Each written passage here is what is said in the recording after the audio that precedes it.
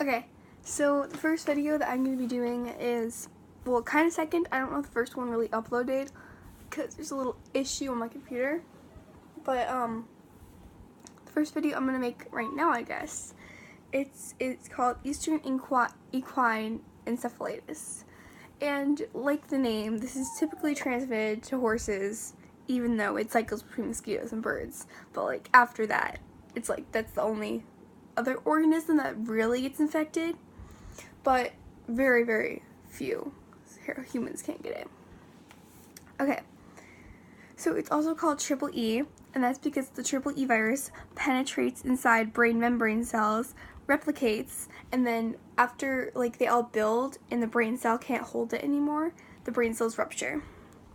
And then they release more of the virus into the brain, and this causes seizures and high fever. And seizures are caused by electrical impulses in your brain. So, just to clear that up if you didn't know.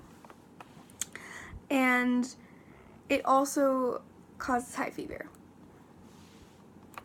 Most die, and if humans are infected, most die.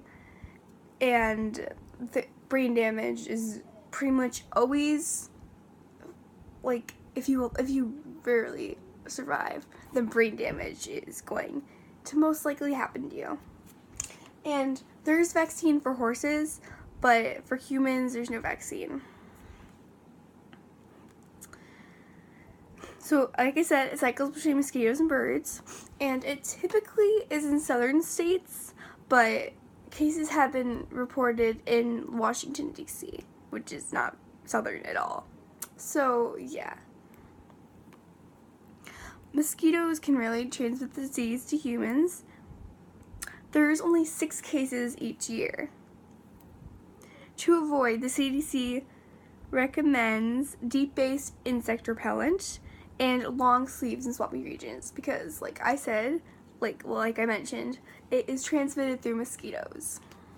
Okay.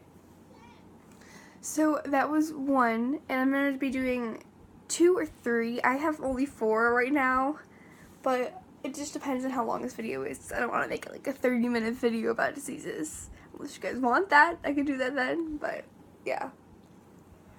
Okay. I'm going to suck at pronouncing these, but I will put the correct version of how to spell it in the description. Acanthamoeba Keratitis. I'm pronouncing it wrong. This is caused by a parasite called Acanthamoeba.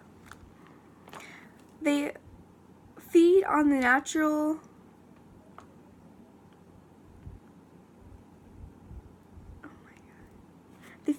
I can't talk. Natural bacterial colonies in your eye. So this gets in your eye. They feed on eye cells after exhausting their food, which is the natural bacterial colonies like on your outer eye. So when they exhaust that, they will go in, like they will dive in there. So they feed on the actual eye cells. This causes tissue damage, circular scars and cornea. Like pretty much every time that someone has this, there are circular scars on your eyes, like the typical signs.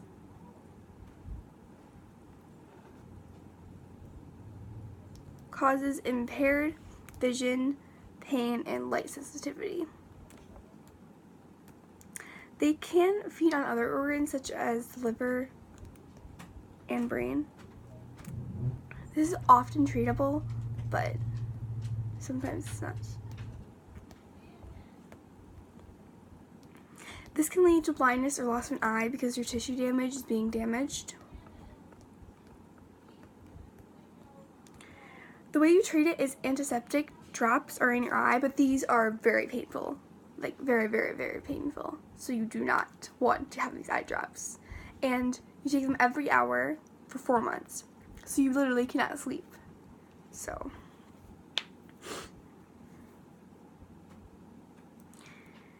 the amoeba parasite is most commonly found in freshwater sources, but it's sometimes found in city water sources, which is most often how this is contracted. The way that the parasite enters your eye, at least, is when you have contact lenses most oftenly, and you get them wet using tap water. And this is why you're never supposed to do it, because the amoeba parasite can get on your eye, and eye contacts and put it in your eye. You're giving it direct contact. If the amoeba parasite antiseptic drops do not work on your eye, then you are going to need eye surgery or an eye transplant. And the way that they do that is that they use a circular blade, they cut a hole in your eye, and then once that's stabilized, they take out your tissue, they take out your dead tissue and sew in the donor tissue. Usually after transplant though, like an eye transplant, this is in any case, even if it's not this circumstances for a transplant, you're going to need another one in 5 to 10 years most likely, but you're going to need another eye transplant most likely. And this is, even though it's found in city water sources, it is actually very, very rare to contract. 60 people a year. And 85% of people who are infected with the disease have contracted it by tap water on contacts. Okay, sorry for the noise outside. My dog came upstairs and she was very, very noisy, and my mom came upstairs also. So, yeah. Alright, I'm gonna do one more, I think. This is called Aspergillosis. And this is like, it's really creepy. It's really, really creepy, even though it's really kind of natural, and it's like a gone wrong case when you actually cannot fight it off. Because your immune system sends white blood cells, usually they can fight it off. But anyway, this is an airborne mold, otherwise known as a fungus. And the way this works is that when you inhale it, fungal spores attach to moist lining in your sinus. And then they spread through the nerves in your nose. It consumes the tissue and the bone towards the eye. So it travels up here and then either this way or that way. They cause migraine, sinus discomfort, and vision issues because it's going to your eye, it's in your nose obviously. And I don't really know why migraines, but I don't know.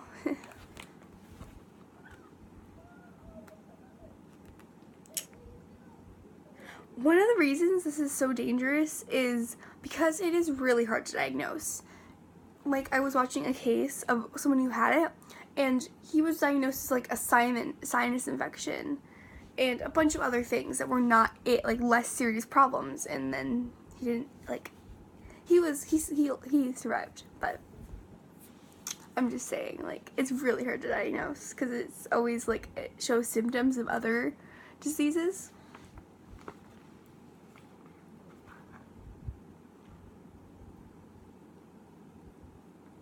And another reason is because it can sometimes travel up, I don't know, and if it's located near your brain, it could spread through the nerves and you could die or get brain damage.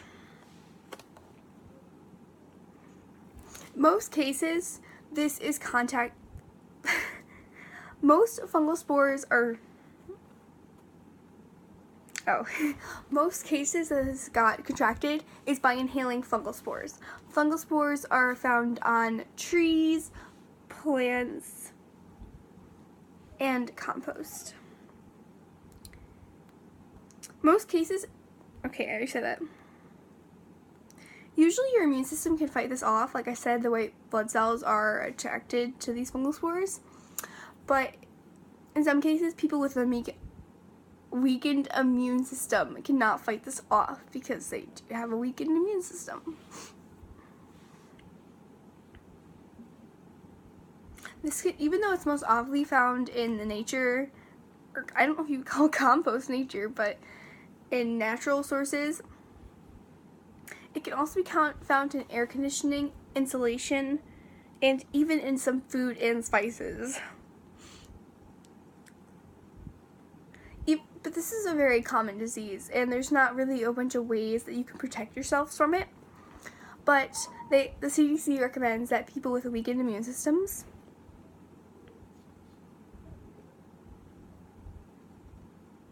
should avoid passing along areas where fungal spores can thrive. And people who work like in compost areas, grain asylums, they should wear masks. I'm just going to do the last one. This one was really, really sad, but I'm not going to really include all the details.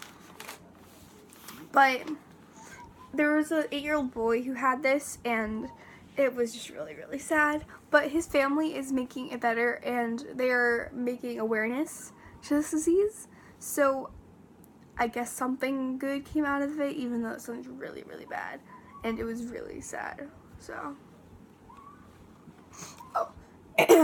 and here is a fun fact, because along the way they thought he had meningitis, which is an inflammation of the lining of your brain cells. And basically you have a spinal tap, the fluid comes out white, and meningitis is often treatable, but it's contagious. So, okay, so in that, the cerebulous spinal fluid acts like a cushion protecting your brain and spine from injury. So if your spine, you have a bunch of fluid surrounding that, and it goes up and down. If fluid is cloudy, it can indicate a buildup of white blood cells, aka an infection. Alright, so this is called Naegleria falori. I'm going to pronounce it wrong. This is also known as the brain-eating parasite. Amoeba, I mean. The amoebas attack your brain cells, causing damage across the organ. Immune system sends cells to repel the parasite, but amoeba can repelling into a protective sheath, like a little area where the white blood cells cannot reach. Or like they themselves, they fold into a little sheath.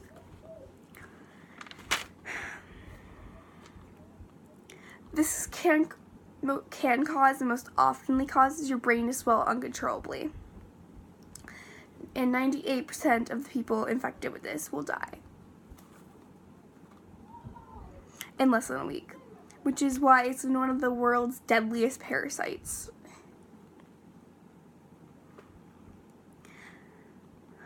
This parasite lives in warm, fresh water, typically in subtropical or tropical regions. The way that this is contracted is contaminated water gets in your nose. And in there, the amoeba locks onto your nerve cells on your nose and travels into the brain. This is most common in southern states. Southern states? Did I say southern states? Yeah, but some cases have been reported as far west as Mississippi, or is that east? East or west? I don't know. And also in Washington, D.C. So it's really, it can, basically what it's saying is it's most oftenly found in southern states, but rarely can be found in other places. But